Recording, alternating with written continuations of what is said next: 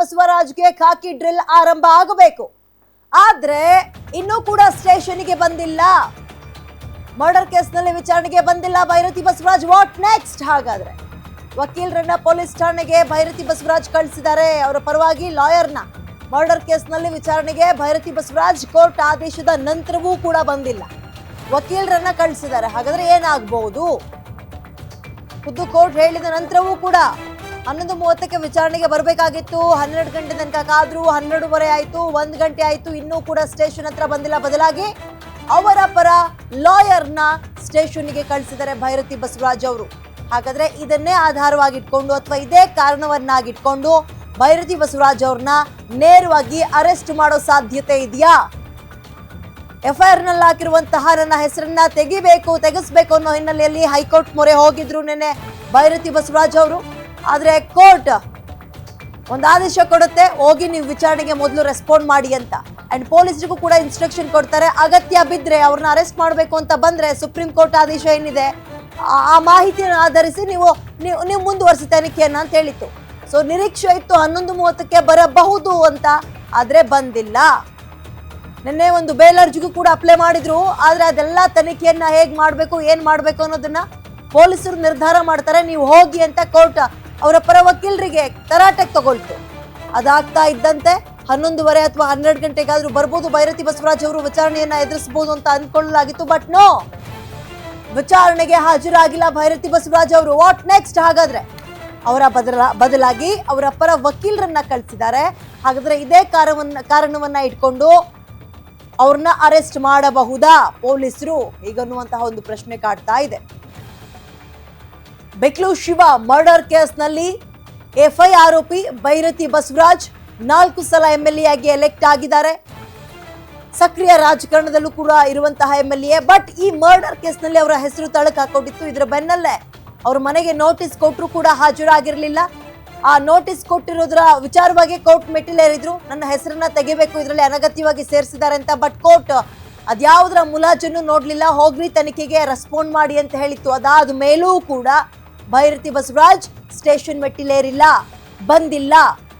BJP MLA Byrathi ಬಸವರಾಜ್ಗೆ ಹಾಗಾದ್ರೆ ಸಂಕಷ್ಟ fix. What next? ಯಾವ ಸ್ಟೆಪ್ ಅನ್ನ ತಗೊಳ್ತಾರೆ ಪೊಲೀಸರು? ಏಕಾಏಕಿ ಅರೆಸ್ಟ್ ಮಾಡ್ಕೊಂಡು ಕರ್ಕೊಂಡು ಬರ್ತಾರಾ? ಇವೆಲ್ಲವೂ ಕೂಡ ಪ್ರಶ್ನೆಯಾಗಿ ಉಳ್ಕೊಂಡಿದೆ.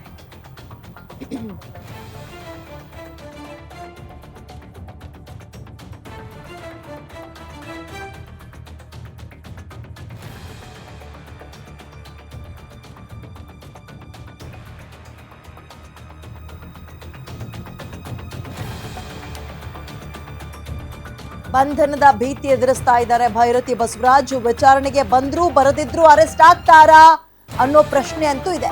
ಬಂಧನದ ಭೀತಿಯಲ್ಲಿ ಸದ್ಯ ಶಾಸಕ ಭೈರತಿ ಬಸವರಾಜ್. ಅರೆಸ್ಟ್ ಆಗ್ಬಿಡ್ತೀನಿ ಅನ್ನೋ ಭಯದಲ್ಲೇ ಬರ್ಲಿಲ್ವಾ ಹಾಗಾದ್ರೆ? ಹಾಗಾಗಿ ಅವರ ಪರ ವಕೀಲರನ್ನ ಕಳ್ಸಿದ್ರ ಸಬೂಬ್ ಹೇಳೋಕೆ? ವಿಚಾರಣೆಗೆ ಬಂದ್ರು ಬರದೇ ಇದ್ರೂ ಕೂಡ ಅರೆಸ್ಟ್ ಆಗ್ತಾರಾ? ಸಾಧ್ಯತೆಗಳಿದೆ. ವಕೀಲರನ್ನ ಕಳಿಸಿ ಸಮಯಾವಕಾಶ ಕೇಳೋಕೆ ಪ್ರಯತ್ನಿಸಿದಾರಂತೆ, ಇನ್ನೂ ಸ್ವಲ್ಪ ಟೈಮ್ ಕೊಡಿ ಅಂತ. ಎಫ್ಐಆರ್ ಕಾಪಿಯಲ್ಲಿ ಅವರ ಹೆಸರನ್ನ ಮೆನ್ಷನ್ ಮಾಡಿದ್ದಾರೆ. ಅವ್ರ ಮನೆ ಬಾಗ್ಲಿಗೆ ಹೋಗಿ ನೋಟಿಸ್ ಅನ್ನ ಕೂಡ ಕೊಟ್ಟು ಬಂದಿದ್ದಾರೆ. ಸಾಧ್ಯತೆಗಳಿದೆ, ಟೈಮ್ ಅನ್ನ ಕೊಡಬಹುದು. ಬಟ್ ಈ ಪ್ರಕರಣದಲ್ಲಿ ಕೊಡ್ತಾರಾ ಇಲ್ವಾ ಅನ್ನುವಂಥದ್ದೇ ಬಹಳ ಕುತೂಹಲ. ಯಾಕಂತ ಹೇಳಿದ್ರೆ ಎಫ್ಐಆರ್ ಹಾಕಿದ ತಕ್ಷಣ ಈ ರೀತಿಯ ಜನಪ್ರತಿನಿಧಿಗಳಿಗೆ ಅಥವಾ ಹೊರ ರಾಜ್ಯದಲ್ಲಿದ್ದಾರೆ, ಹೊರ ದೇಶದಲ್ಲಿದ್ದಾರೆ, ಅಥವಾ ಇನ್ನೇನಾದ್ರೂ ಕೆಲಸ ಇರುತ್ತೆ, ಇಂಥವ್ರುಗಳಿಗೆ ಏನ್ ಮಾಡ್ತಾರೆ, ಇಷ್ಟು ಗಂಟೆ ಒಳಗೆ ನೀವು ಬರಬೇಕು, 24 ಗಂಟೆಯೋ 48 ಗಂಟೆಯೋ ಅಂತ ಪೊಲೀಸ್ ಹೇಳಿರ್ತಾರೆ. ಬಟ್ ಇವರು ಆ ವಿಚಾರವನ್ನ ಮುಂದಕ್ಕೆ ಇಟ್ಕೊಂಡು ಟೈಮ್ ಅನ್ನ ಕೇಳಬಹುದು. ಹಾಗೆ ಇವ್ರ ಪರ ವಕೀಲರನ್ನ ಕಳಿಸಿದ್ದಾರೆ ಅಂತ ಮಾಹಿತಿ ಇದೆ. ಈಗ ಹಾಗಾದ್ರೆ ಅವರ ಪರ ವಕೀಲರು ಇನ್ನೂ ಸ್ವಲ್ಪ ಸಮಯಾವಕಾಶವನ್ನ ಕೇಳ್ತಾರಾ? ಅದಕ್ಕೆ ಪೊಲೀಸರು ಹೇಗೆ ರೆಸ್ಪಾಂಡ್ ಮಾಡ್ತಾರೆ? ಇದು ಬಹಳ ಕುತೂಹಲ. ಅಥವಾ ಏಕಾಏಕಿ ಅರೆಸ್ಟ್ ಮಾಡ್ತಾರ? ವಿಚಾರಣೆಗೆ ಬಂದ್ರು ಅಷ್ಟೇ, ಬರ್ದಿದ್ರು ಅಷ್ಟೇ, ಸಾಕ್ಷಿ ನಾಶ ಮಾಡಬಹುದು ಪ್ರಭಾವವನ್ನ ಬಳಸಿ ಅಂತ ಅರೆಸ್ಟ್ ಮಾಡ್ತಾರಾ? ಏನಾಗತ್ತೆ? ಬಹಳ ಕುತೂಹಲ ಮೂಡಿಸ್ತದೆ. ಬೆಳಗ್ಗೆ ನಾವು ಇದನ್ನ ತಗೊಂಡ್ವಿ, ಮಾತಾಡಿದ್ವಿ ಇದ್ರ ಬಗ್ಗೆ. ಬರ್ಲೇಬೇಕು ಅಂತೇನಿಲ್ಲ, ಬರ್ಲಿಲ್ಲ ಅಂದ್ರೆ ಏನಾಗುತ್ತೆ ಅನ್ನೋದ್ರ ಬಗ್ಗೆಯೂ ಮಾತಾಡಿದ್ವಿ. ಮೋರ್ ಡೀಟೇಲ್ಸ್ ನನ್ನ ಕಲಿಗೆ ಅಜಯ್ ನೀಡ್ತಾರೆ. ಅಜಯ್, ಬೆಳಗ್ಗೆಯೂ ಕೂಡ ಇದೇ ವಿಚಾರ ಪ್ರಸ್ತಾಪ ಮಾಡಿದ್ವಿ ನಾವು. ಇನ್ ಕೇಸ್ ಬರ್ಲಿಲ್ಲ ಅಂದ್ರೆ ವಾಟ್ ನೆಕ್ಸ್ಟ್ ಅಂತ. ಈಗ ಅದೇ ಆಗಿದೆ. ಖಂಡಿತವಾಗ್ಲೂ ವಿಜಯ್, ಏನಂದ್ರೆ ಈಗ ಅವರು ಬಂದಿಲ್ಲ. ಸೊ ಈಗ ಅವರ ಪರವಾದಂತಹ ವಕೀಲರು ಈಗ ಪೊಲೀಸ್ ಠಾಣೆಗೆ ಹಾಜರಾಗಿದ್ದಾರೆ. ಇದು ಕೂಡ ಕಾನೂನಾತ್ಮಕವಾಗಿ ಇದೆಯಾ ಅಂದ್ರೆ ಹೌದು. ಈಗಾಗ್ಲೇ ಅವರು ಕೂಡ ಬರ್ದೇ ಇರೋ ಕಾರಣದಿಂದಾಗಿ ಅವರು ಕೂಡ ಒಂದು ಸಮಜಾಯಿಷಿಯನ್ನ ಕೊಡ್ಬೋದು. ಅಂದ್ರೆ ನನ್ನ ಕಲೀಗ್ ಏನಿದ್ದಾರೆ ಅವರಿಗೆ ಏನ್ ಸರಿಯಾಗಿ ಏನು ವೈದ್ಯಕೀಯವಾಗಿ ಕೂಡ ಅವರು ಸರಿಯಾಗಿಲ್ಲ, ಅಂದ್ರೆ ಅನಾರೋಗ್ಯದಿಂದ ಬಳಲ್ತಾ ಇದ್ದಾರೆ. ಸೊ ಹೀಗಾಗಿ ಬರೋದಕ್ಕೆ ಆಗೋದಿಲ್ಲ ಅನ್ನೋ ಒಂದು ಅಂಶವನ್ನು ಕೂಡ ಇವರು ಇಲ್ಲಿ ಪ್ರಸ್ತಾಪವನ್ನ ಮಾಡ್ಬೋದು. ಅದನ್ನ ಐಒ ಯಾವ ರೀತಿಯಾಗಿ ರಿಸೀವ್ ಮಾಡ್ತಾರೆ ಅಂತ ನೋಡ್ಬೇಕಾಗತ್ತೆ. ಆಮೇಲೆ ಅವ್ರಿಗೆ ಈಗ ಅನಾರೋಗ್ಯ ಇದೆ ಅಂದ್ರೆ ಅದಕ್ಕೆ ಪೂರಕವಾದಂತಹ ದಾಖಲೆಗಳನ್ನು ಕೂಡ ಕೊಡ್ಬೇಕಾಗತ್ತೆ. ಅಂದ್ರೆ ಡಾಕ್ಟರ್ ಸರ್ಟಿಫಿಕೇಟ್ ಕೊಡ್ಬೇಕಾಗತ್ತೆ, ಅಥವಾ ಏನಾದ್ರು ಒಂದು ಅವ್ರಿಗೆ ತೊಂದರೆ ಇದ್ರೆ ಅದಕ್ಕೆ ಸಂಬಂಧಪಟ್ಟಂತಹ ದಾಖಲೆಗಳು ಅಥವಾ ಬೇರೆ ರೀತಿಯಾದಂತಹ ವೈದ್ಯಕೀಯ ದಾಖಲೆಗಳನ್ನ ಅವ್ರು ಒದಗಿಸ್ಬೇಕಾಗತ್ತೆ.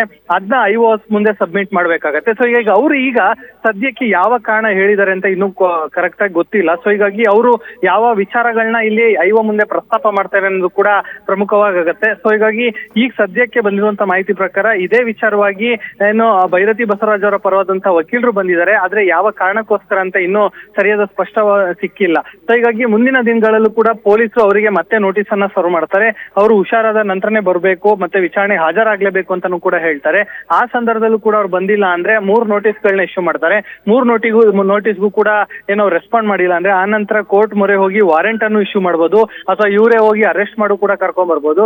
ಅಷ್ಟ್ರಲ್ಲಿ ಅವ್ರು ಏನಾದ್ರು ಆಂಟಿಸಿಪೇಟರಿ ಬೇಲ್ ಏನಾದ್ರು ಹಾಕೊಂಡ್ರೆ ಅವಾಗ ಮಾತ್ರ ಅಲ್ಲಿ ಭೈರತಿ ಬಸವರಾಜ್ ಅವರು ಸೇಫ್ ಆಗ್ತಾರೆ. ಅದು ಕೂಡ ಕೋರ್ಟ್ ಒಂದು ವೇಳೆ ಅವರಿಗೆ ಜಾಮೀನನ್ನ ಮಂಜೂರು ಮಾಡಿದ್ರೆ ಮಾತ್ರ. ಸೊ ಹಾಗಾಗಿ ಇವತ್ತು ಕೂಡ ಈ ಕಾನೂನಾತ್ಮಕವಾಗಿ ಹೋರಾಟ ಮಾಡೋದಕ್ಕೆ ಕೂಡ ಭೈರತಿ ಬಸವರಾಜ್ ಅವರು ಮುಂದಾಗಿರುವಂತದ್ದು. ಸೊ ಹಾಗಾಗಿ ಅವರ ಪರವಾದ ವಕೀಲರು ಬಂದಿದ್ದಾರೆ. ಅವರು ಇವತ್ತು ವಿಚಾರಣೆಗೆ ಬರೋದು ಬಹುತೇಕ ಡೌಟ್ ಅಂತಾನೆ ಹೇಳ್ಬೋದು. ಯಾಕಂದ್ರೆ ನಿನ್ನೆ ಕೂಡ ಕೋರ್ಟ್ ಸ್ಪಷ್ಟವಾಗಿ ಹೇಳಿತ್ತು 11:30 ಸುಮಾರಿಗೆ ನೀವು ವಿಚಾರಣೆಗೆ ಹಾಜರಾಗಿ ಅವ್ರು ಕೇಳುವಂತ ಪ್ರಶ್ನೆಗಳಿಗೆ ಮತ್ತೆ ತನಿಖೆಗೆ ನೀವು ಸಹಕಾರ ಕೊಡಬೇಕು ಅನ್ನೋ ಮಾತನ್ನು ಕೂಡ ಕೋರ್ಟ್ ಹೇಳಿತ್ತು. ಆದ್ರೆ ಇವತ್ತು ಅವ್ರು ಬರ್ದೇ ಇರೋದ್ರಿಂದಾಗಿ ಅವ್ರು ಎಲ್ಲೋ ಒಂದ್ ಕಡೆ ಈಗ ಇವತ್ತು ಕೂಡ ಶನಿವಾರ ಆಗಿರೋದ್ರಿಂದಾಗಿ ನಾಳೆ ಕೂಡ ಕೋರ್ಟ್ ರಜೆ ಇರುತ್ತೆ. ಒಂದು ಇನ್ ಕೇಸ್ ಏನಾದ್ರು ನನ್ನನ್ನ ಬಂಧನ ಮಾಡಿದ್ದೆ ಆದಲ್ಲಿ ಮತ್ತೆ ನಾನು ಜೈಲಿಗೆ ಹೋಗ್ಲೇಬೇಕಾಗತ್ತೆ ಅಂತ ಹೇಳಿ. ಯಾಕಂದ್ರೆ ಈಗ ಇವತ್ತು ಕೋರ್ಟ್ಗೆ ಏನಾದ್ರು ಹಾಜರುಪಡಿಸಿದ್ರೆ ಇವತ್ತು ಕೂಡ ಸಂಜೆ ಮೇಲೆ ಕೋರ್ಟ್ ಇರೋದಿಲ್ಲ. ಸೊ ಹೀಗಾಗಿ ನಾಳೆ ಹಾಜರುಪಡಿಸಿದ್ರೆ 100% ಅಲ್ಲಿ ಕೋರ್ಟ್ ಜೆಸಿಗೆ ಕೊಡುತ್ತೆ, ಅಂದ್ರೆ ನ್ಯಾಯಾಂಗ ಬಂಧನಕ್ಕೆ ಕೊಡುತ್ತೆ. ಒಂದಿನಾರು ಅಲ್ಲಿ ಜೈಲಲ್ಲಿ ಇರ್ಲೇಬೇಕಾಗತ್ತೆ. ಸೊ ಈಗ ಈ ರೀತಿಯಾಗಿ ಟೆಕ್ನಿಕಲಿ ಮತ್ತೆ ಅವರು ಲಾಯರ್ ಜೊತೆ ಮಾತಾಡ್ಕೊಂಡು ಈ ರೀತಿಯಾದಂತಹ ಮೂವ್ ಮಾಡಿದ್ದಾರೆ ಅಂತ ಅನ್ಸ್ತಾ ಇರುವಂತದ್ದು. ಸೊ ಹೀಗಾಗಿ ವಕೀಲರು ಹೊರಗಡೆ ಬಂದ ನಂತರದಲ್ಲಿ ಯಾವ ರೀತಿಯಾದಂತಹ ಸಮಜಾಯಿಷಿಯನ್ನ ಕೊಡ್ತಾರೆ ಅಂತ ನಾವು ಸಹ ಕಾದ್ ನೋಡ್ಬೇಕಾಗಿದೆ ವಿದ್ಯಾ. ಎಸ್, ಆರೋಗ್ಯ ಅನ್ನೋದು ಇಂಥ ಪ್ರಕರಣಗಳಲ್ಲಿ ಬಹಳ ಅದ್ಭುತ ಶೀಲ್ಡ್ ಆಗಿ ವರ್ಕ್ ಆಗಿದೆ ಎಷ್ಟೋ ಜನಕ್ಕೆ. ಇಲ್ಲೂ ಕೂಡ ಆಗ್ಬೋದಾ ಗೊತ್ತಿಲ್ಲ. ಅಂಡ್ ಆಂಟಿಸಿಪೇಟರಿ ಬೇಲ್ ಅಂತ ನೀವು ಮಾತಾಡಿದ್ರೆ ಅವಕಾಶ ಇದೆಯಾ ಅವ್ರಿಗೆ ಅಪ್ಲೈ ಮಾಡೋಕೆ ಅಂದ್ರೆ ಡೆಫಿನೆಟ್ಲಿ ಹೌದು. ಆದ್ರೆ ಕೋರ್ಟ್ ಇದನ್ನ ಹೇಗೆ ಕನ್ಸಿಡರ್ ಮಾಡುತ್ತೆ ಅಜಯ್? ಕಾರಣ ನಿನ್ನೆಯೇ FIR ನಿಂದ ಹೆಸರು ತೆಗಿರಿ ಅಂದಿದ್ದಕ್ಕೆ ಮೊದಲು ಹೋಗಿ ನೀವು ವಿಚಾರಣೆ ಅಟೆಂಡ್ ಮಾಡ್ರಿ ಅಂತ ಹೇಳಿ ಕಳಿಸಿತ್ತು. ಈಗ ಇವ್ರು ಆಂಟಿಸಿಪೇಟರಿ ಬೇಲ್ ಅಂತ ಹೋದ್ರೆ ಹೇಗೆ ರೆಸ್ಪಾಂಡ್ ಮಾಡ್ಬೋದು ಅಂತ ಅನ್ಸುತ್ತೆ? ಖಂಡಿತವಾಗ್ಲೂ ಈಗ ಆಂಟಿಸಿಪೇಟರಿ ಬೇಲ್ ಅವರಿಗೆ ಕೊಡೋದು ಬಿಡೋದು ಕೋರ್ಟ್ಗೆ ಬಿಟ್ಟಂತಹ ವಿಚಾರ. ಆದ್ರೆ ನಿನ್ನೆನೆ ಕೋರ್ಟ್ ಅದನ್ನ ಇಲ್ಲ ನಾವು ಬೇಲ್ನು ಕೊಡಲ್ಲ ಮತ್ತೆ FIR ಕೂಡ ಇವರು ಸ್ಕ್ವಾಶ್ ಹಾಕೊಂಡಿದ್ರು, ಅದನ್ನು ಕೂಡ ಮಾಡಲ್ಲ ಅಂತಾನು ಕೂಡ ಈಗಾಗಲೇ ಕೋರ್ಟ್ ಸ್ಪಷ್ಟವಾಗಿ ಹೇಳಿರುವಂತದ್ದು. ಸೊ ಹೀಗಾಗಿ ಇವರು ಕಾನೂನಿನ ಕುಣಿಕೆಯಲ್ಲಿ ಸಾಕಷ್ಟು ಒಂದ್ ರೀತಿ ಮುಂದೆ ಒದ್ದಾಡುವಂತ ಪರಿಸ್ಥಿತಿ ಇರುತ್ತೆ. ಇವತ್ತೊಂದ್ ವೇಳೆ ವಿಚಾರಣೆಗೆ ಹಾಜರಾಗಿ ಅವ್ರು ಕೇಳುವಂತ ಪ್ರಶ್ನೆಗೆ ಉತ್ತರವನ್ನ ಕೊಟ್ಟು ಅವ್ರು ಹೋಗ್ಬೋದಿತ್ತು. ಆದ್ರೆ ಇಲ್ಲಿ ಅವರು ಯಾಕೋ ಒಂದ್ ರೀತಿ ಡಿಲೇ ಮಾಡ್ತಿರೋದ್ರಿಂದಾಗಿ ಇನ್ನಷ್ಟು ಅವ್ರ ಮೇಲೆ ಪೊಲೀಸರಿಗೆ ಅನುಮಾನ ಜಾಸ್ತಿ ಆಗ್ತಾ ಹೋಗತ್ತೆ. ಸೊ ಹೀಗಾಗಿ ಪೊಲೀಸರಿಗೆ ಈಗ ಐಒ ಏನಿದ್ದಾರೆ ರಾಥೋಡು ಅವರು ಕೂಡ ಇದನ್ನ ಹಿರಿಯ ಅಧಿಕಾರಿಗಳ ಗಮನಕ್ಕೆ ತರ್ತಾರೆ. ಈಗ ಲಾಯರ್ ಯಾವ ರೀತಿಯಾದಂತ ಸಮಜಾಯಿಷಿಯನ್ನ ಕೊಡ್ತಾರೋ ಅದನ್ನ ನೋಡ್ಕೊಂಡು ಆ ನಂತರವೇ ಅವರು ಹಿರಿಯ ಅಧಿಕಾರಿಗಳು ಪೊಲೀಸ್ ಅಧಿಕಾರಿಗಳು ಯಾವ ರೀತಿಯಾದಂತ ಕ್ರಮ ತಗೊಬೇಕು ಅಂತ ಮುಂದೆ ಅವ್ರಿಗೆ ಒಂದು ಸೂಚನೆಗಳನ್ನು ಕೂಡ ಕೊಡ್ತಾರೆ.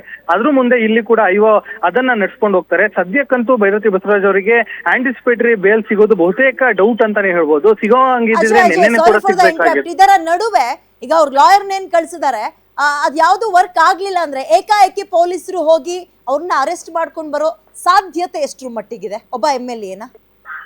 ಖಂಡಿತವಾಗ್ಲೂ ಮಾಡ್ಲೇಬೇಕಾಗತ್ತೆ. ಯಾಕಂತಂದ್ರೆ ಯಾರೇ ಆಗ್ಲಿ A5 ಆರೋಪಿ ಆಗಿದ್ರೆ ಸಾಮಾನ್ಯ ಒಬ್ಬ ಸಾರ್ವಜನಿಕ ಆಗಿದ್ರೆ ಯಾವ ರೀತಿಯಾಗಿ ಪೊಲೀಸರು ನೋಟಿಸ್ ಕೊಡೋದಿಲ್ಲ, ಹೋಗ್ತಾರೆ ಅವ್ರನ್ನ ಎತ್ಕೊಂಡ್ ಬರ್ತಾರೆ, ಆ ನಂತರ ಅವರು ಯಾವ ರೀತಿಯಾಗಿ ಬಾಯ್ ಬಿಡಿಸ್ಬೇಕು ಆ ರೀತಿ ಬಿಡಿಸ್ತಾರೆ. ಆದ್ರೆ ಈ ಕೇಸ್ ನಲ್ಲಿ A5 ಆಗಿರುವಂತಹ ಭೈರತಿ ಬಸವರಾಜ್ ಅವರಿಗೆ ಮಾತ್ರ ಇಲ್ಲಿ ನೋಟಿಸ್ ಸರ್ವ್ ಮಾಡಿದ್ ಯಾಕೆ ಅಂತ ಆಗಿಂದನೂ ಕೂಡ ಮಾಧ್ಯಮಗಳು ಕೂಡ ಪ್ರಶ್ನೆ ಮಾಡ್ತಾನೆ ಬಂದಿದೆ. ಯಾಕಂದ್ರೆ ಈ ಬೇರೆ ಒಬ್ಬ ಸಾಮಾನ್ಯ ಮನುಷ್ಯರಿಗಾದ್ರೆ ಒಂದು ನ್ಯಾಯ, ಇಲ್ಲಿ ಇವರಿಗೆ ಒಂದು ನ್ಯಾಯ ಅನ್ನೋ ಅನುಮಾನ ಕಡೆ ಈಗ ಇರುವಂತದ್ದು. ಸೊ ಈಗ ಆದ್ರೂ ಕೂಡ ನೋಟಿಸ್ ಕೊಟ್ಟಿದ್ರೆ ಓಕೆ ಫೈನ್. ಆದ್ರೆ ಈಗಲೂ ಕೂಡ ಅವರು ಬಂದಿಲ್ಲ ಅಂದ್ರೆ ಇದನ್ನ ಯಾವ ರೀತಿಯಾಗಿ ಪೊಲೀಸರು ನೋಡ್ತಾರೆ ಅನ್ನೋದನ್ನ ಜನ ಕೂಡ ಪ್ರಶ್ನೆ ಮಾಡ್ತಾರೆ. ಯಾಕಂತಂದ್ರೆ ಈಗ ಸಾಮಾನ್ಯ ಜನರಾಗಿದ್ರೆ ಹೋಗ್ತಾರೆ, ಅವರಿಗೆ ಯಾವ ಭಾಷೆಯಲ್ಲಿ ಹೇಳ್ಬೇಕು ಆ ಭಾಷೆಯಲ್ಲಿ ಹೇಳ್ತಾರೆ, ಕರ್ಕೊಂಡ್ ಬರ್ತಾರೆ. ಆದ್ರೆ ಇಲ್ಲಿ ಮಾತ್ರ ಇವ್ರಿಗೆ ನೋಟಿಸ್ ಕೊಟ್ಟರು ಬಂದಿಲ್ಲ ಅಂದ್ರೂ ಅವ್ರಿಗೆ ಬಿಡ್ತಾರಾ ಅಥವಾ ಬಿಡೋದಿಲ್ವಾ ಅಥವಾ ಅರೆಸ್ಟ್ ಮಾಡ್ತಾರಾ, ಯಾವ ರೀತಿಯಾಗಿ ಮಾಡ್ತಾರೆ ಅಂತ ಅದು ಕೂಡ ಕಾದ್ ನೋಡ್ಬೇಕಾಗತ್ತೆ. ಈಗ ಇವರು ಯಾವ ರೀತಿಯಾದಂತ ಉತ್ತರವನ್ನ ಅಲ್ಲಿ ಐವ ಮುಂದೆ ಕೊಟ್ಟಿದ್ದಾರೆ ಲಾಯರ್ ಅನ್ನೋದು ಕೂಡ ಪ್ರಮುಖವಾಗಿ ಇಲ್ಲಿ ಆಗ್ತಾ ಹೋಗತ್ತೆ. ಯಾಕಂದ್ರೆ ಅವ್ರು ಬಂದಿಲ್ಲ ಅಂದ್ರೆ ಯಾವ ಕಾರಣಕ್ಕೋಸ್ಕರ ಬಂದಿಲ್ಲ, ಅವ್ರು ಎಲ್ಲಿದ್ದಾರೆ, ಯಾತಕ್ಕೋಸ್ಕರ ಕಾರಣಕ್ಕೋಸ್ಕರ ಬರ್ತಾ ಇಲ್ಲ, ಈ ಎಲ್ಲವನ್ನೂ ಕೂಡ ಕೇಳ್ಬೇಕಾಗತ್ತೆ.